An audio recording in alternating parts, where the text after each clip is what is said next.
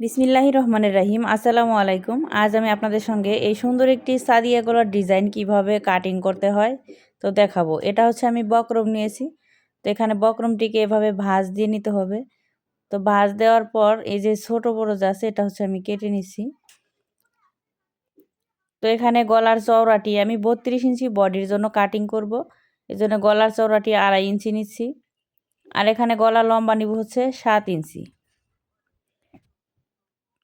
তো 7 ইঞ্চি নিয়ে এভাবে যে এখানেও আমি 2.5 ইঞ্চি নিচ্ছি। নেওয়ার পর এখানে যে দাগটি এভাবে মিলিয়ে দিব। তো দেখুন এই দাগটা হচ্ছে এভাবে মিলিয়ে দিতে হবে। তো 4 কোণা একটি বক্স গলার মতো শেপ দিয়ে নিতে হবে।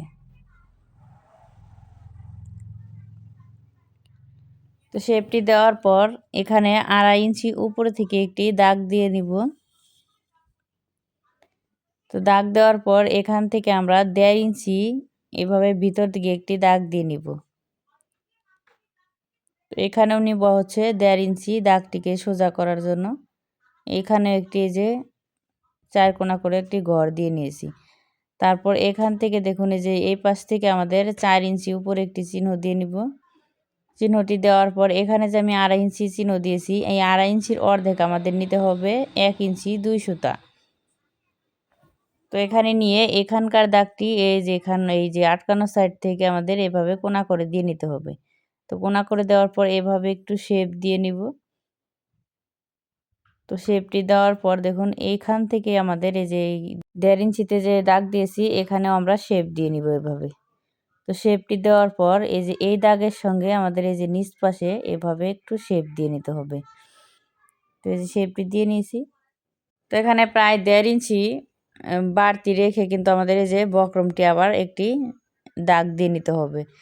তো এবার হচ্ছে আমি দেখুন এই যে দাগ অনুযায়ী কাটিং করে নিব।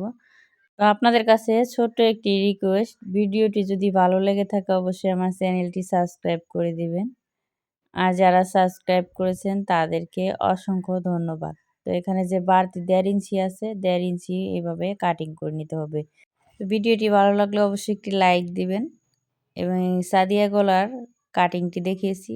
অবশ্যই এর পরবর্তী ভিডিওতে আমি কিভাবে এই গলার ডিজাইনটি সেলাই করতে হয় তো আপনাদের সঙ্গে শেয়ার করব।